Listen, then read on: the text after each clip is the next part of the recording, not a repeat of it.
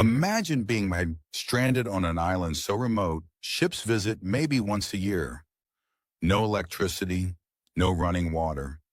Then, one December day in 1952, you look up and see a silver bomber circling overhead, and toys start falling from the sky. This wasn't a dream. It was the beginning of the longest-running humanitarian mission in U.S. military history. For 73 years, the United States Air Force has been Santa Claus to some of the most isolated people on Earth. This is Operation Christmas Drop, and it all started with a wave. December 1952, the height of the Cold War. A U.S. Air Force B-29 Superfortress, the same type of aircraft that ended World War II, was on a routine weather reconnaissance mission, 3,500 miles southwest of Hawaii. The crew belonged to the 54th Weather Reconnaissance Squadron, based at Andersen Air Force Base on Guam. Their mission, collect meteorological data over the vast emptiness of the Pacific. But on this particular day, something caught their eye. Below them, on the tiny coral atoll of Kapinga-Marangi, a speck of land barely visible from altitude, islanders were waving, not distress signals, just waving, greeting the massive aircraft thundering overhead like a visit from another world. The aircrew, overcome by the Christmas spirit, made a spontaneous decision. They gathered whatever they had on board, rations, tools, small items. They rigged a parachute, attached their makeshift gift bundle, and circled back, and then they dropped it. What the crew didn't fully understand was what their gesture meant. Kapinga-Marangi had no electricity, no modern infrastructure. These islands were periodically devastated by typhoons, massive Pacific storms that could wash away entire crops and contaminate freshwater supplies with salt water. Ships rarely visited. Contact with the outside world was measured in months, sometimes years.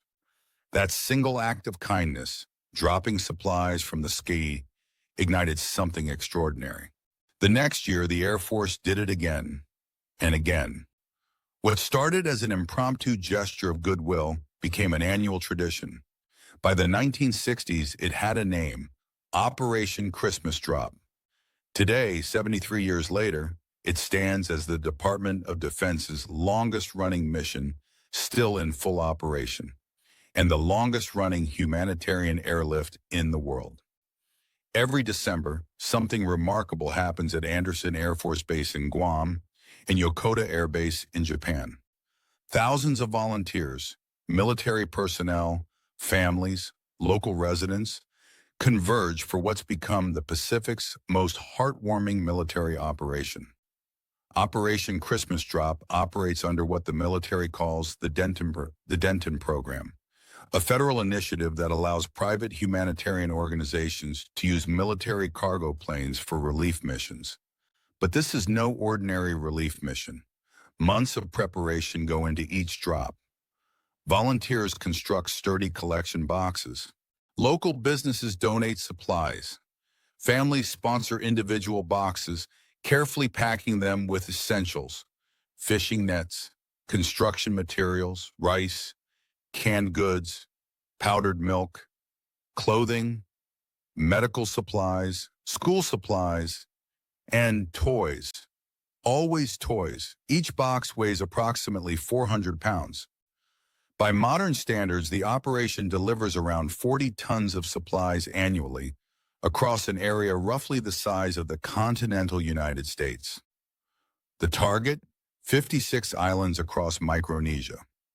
We're talking about some of the most remote inhabited places on Earth.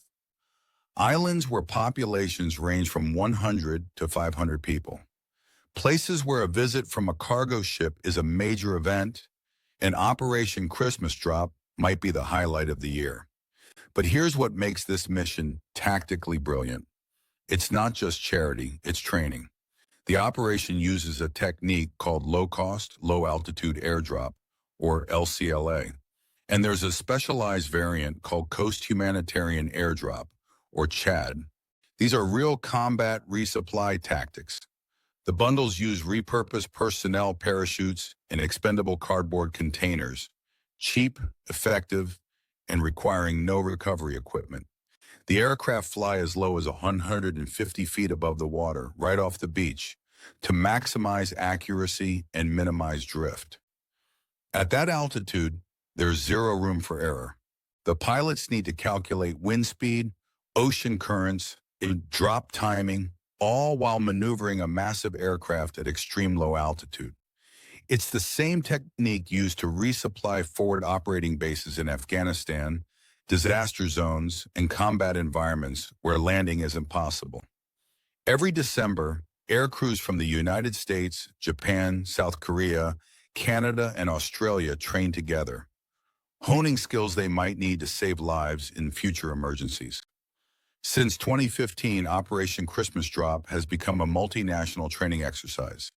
Japan's Air Self-Defense Force joined first, then Australia's Royal Air Force, South Korea in 2021, Canada in 2023. International observers from Germany, Indonesia, Malaysia, the United Kingdom, Bangladesh, Mongolia, Nepal, the Netherlands, Sri Lanka, and Thailand have participated. The mission officially begins with a traditional push ceremony, a symbolic kickoff where military leaders, local officials, and community representatives gather to load the first bundle. It's part ceremony, part celebration, a moment that connects decades of tradition to the present. December 10th, 2024. The sun hasn't fully risen, but the flight line at Anderson is already humming. 5 C-130J Super Hercules, call signs Santa 31 through Santa 35, are preparing for today's sorties. Their destinations, tiny atolls scattered across hundreds of miles of empty ocean. Inside each aircraft, loadmasters perform final checks on the bundles. Each colorful box has been meticulously decorated with Christmas trees, reindeer, messages of hope. But they are also precisely weighted, rigged, and positioned for exact sequential release. The aircraft lift off in sequence, thundering down the runway and climbing into the tropical morning. Their route will take them south and east, into a realm most people will never see, the scattered jewels of Micronesia. Santa 31, 2 hours to Waliai. Weather is clear, switching to drop frequency. For hours, there's nothing but blue. Ocean and sky merge at the horizon. The Pacific is deceiving, vast beyond comprehension. Out here, distances are measured in the time it takes islands to appear and disappear. Then, finally, land, a thin crescent of white sand and green palm trees, barely rising above the waves. This is Waliai, an atoll in the Federated States of Micronesia. Population, approximately 500. The C-130 descends, dropping from cruising altitude to wavetop level. At 150 feet, you can see individual palm fronds, boats pulled up on shore, and people, dozens of them, gathering on the beach. On the island, children have been listening to ham radio all morning. They know Santa Mabau 31 is coming. School is canceled.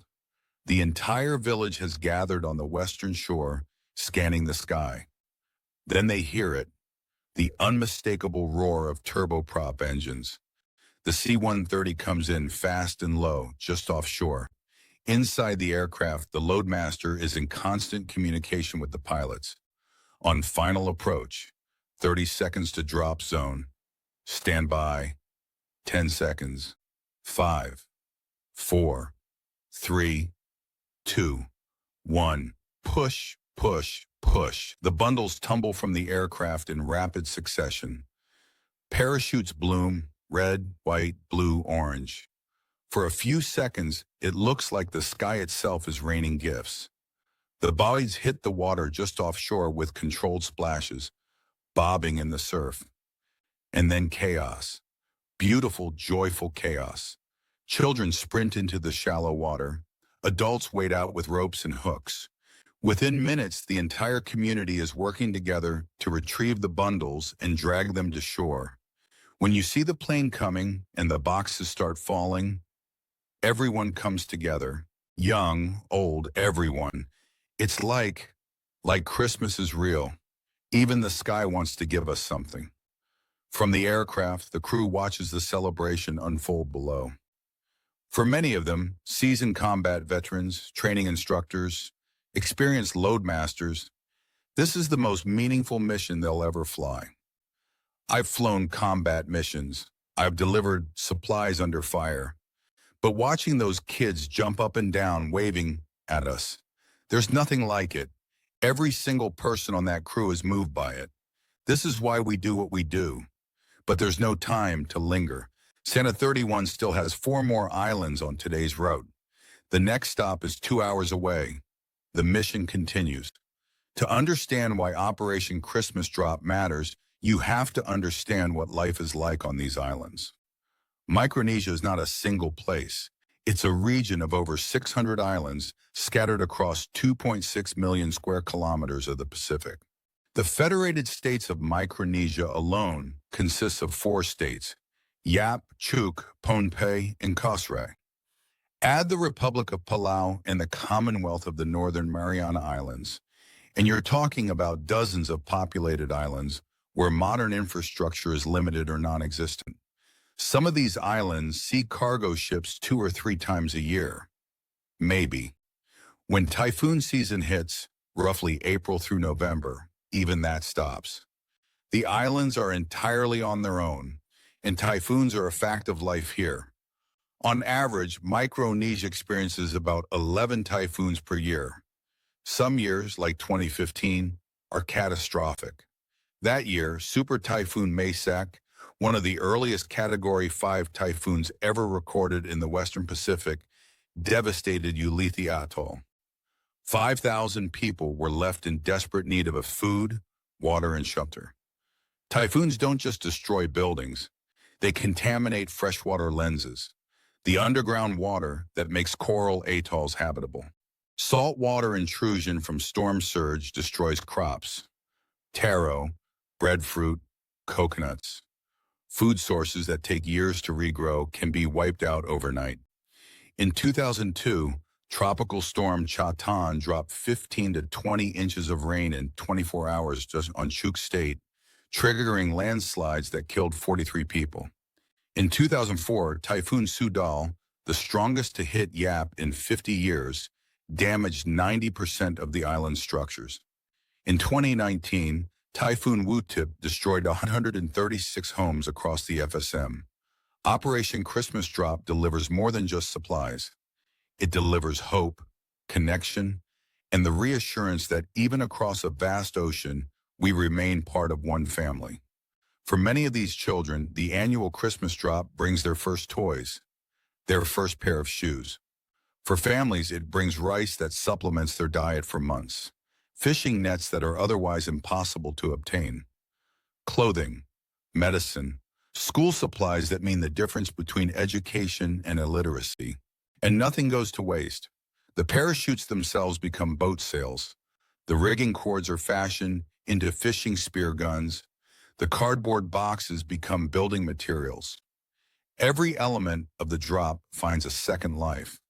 But perhaps most importantly, it's a reminder that they haven't been forgotten, that somewhere out there, thousands of miles away, people care. When the C-130s return to base after a successful drop, the celebrations might be over. But the real work is just beginning. Every sortie is meticulously analyzed. Drop accuracy, timing, inter-crew coordination, response to unexpected conditions. This isn't just charity, it's combat-ready training. Low-altitude airdrop is one of the most demanding skills in military aviation.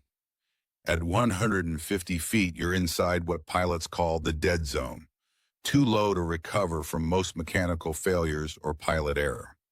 Wind gusts can slam you into the water. Misjudge the release point by 2 seconds, and your supplies miss the target zone entirely. These are the same techniques that delivered supplies to remote combat outposts in Afghanistan's mountain valleys. The same skills that brought relief to Haiti after the 2010 earthquake, the same precision that saved lives during Typhoon Haiyan in the Philippines.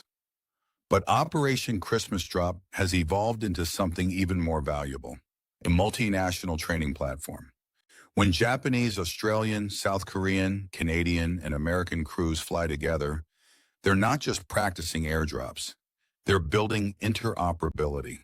They're standardizing procedures, learning each other's communication protocols, understanding how different nations approach the same tactical problems. If a major disaster strikes the Pacific, another massive typhoon, a tsunami, an earthquake, these crews will already know how to work together. I didn't expect it to be such a huge event. The low-flying and airdrops landing at islands across Micronesia, just out of my imagination. It felt like home. For the riggers and loadmasters, every drop is a masterclass in bundle preparation under real-world conditions. For pilots, it's hours of low-level navigation over water, arguably the most difficult flying environment. For mission planners, it's coordinating multiple aircraft, changing weather, and unpredictable factors across vast distances. While this is an amazing humanitarian mission, it's also an invaluable training event for participating aircrews. This training and the work we do here matters and translates to our readiness. And the mission never stops. Tomorrow, there are more islands. So more families waiting, more training to be done. Since that first spontaneous drop in 1952, Operation Christmas Drop has delivered over 800,000 pounds of supplies. That's 400 tons. Think about that. 400 tons of hope dropped from the sky, one box at a time. But the numbers don't capture what this mission really means. It's not about tonnage or logistics efficiency. It's about human connection across impossible distances. When we get that call saying it's our drop day, the island has a different feel to it. Pure excitement shared across the community, like a child waiting to see what is under the tree. In 2011, when dengue fever broke out on Fish Island, Operation Christmas Drop delivered 25 boxes of IV fluids, medical supplies that potentially saved lives. In 2014, 50,000 pounds reached 56 islands. Every year, the mission adapts to meet current needs while honoring its original purpose.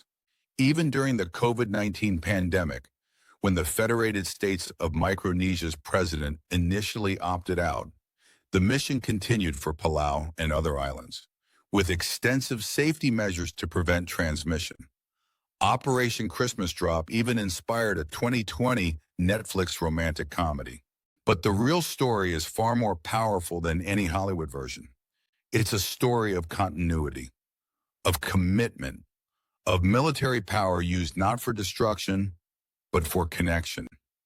The original B-29 crew who made that first drop are long gone. The children who first waved at that bomber are now grandparents. Yet every December, the aircraft return. Different models, different crews, different nations, but the same mission. In a world where military operations are often measured in strikes conducted, enemies defeated, territory controlled, Operation Christmas Drop stands apart. It's a reminder that military force can also mean capacity to reach the unreachable, to deliver hope to the hopeless, to prove that distance, no matter how vast, doesn't diminish humanity's ability to care. 73 years. 26,645 days. And not once has this mission failed to deliver. Every December, when those C-130 engines echo across the Pacific, they carry more than supplies. They carry a promise made in 1952 by a B-29 crew who saw people waving and decided to wave back. A promise that's been kept for 7 decades. This is the Operation Christmas Drop, the longest-running humanitarian mission in Department of Defense history, the longest-running humanitarian airlift in the world. And as long as there are islands in need and aircraft able to reach them, the mission continues.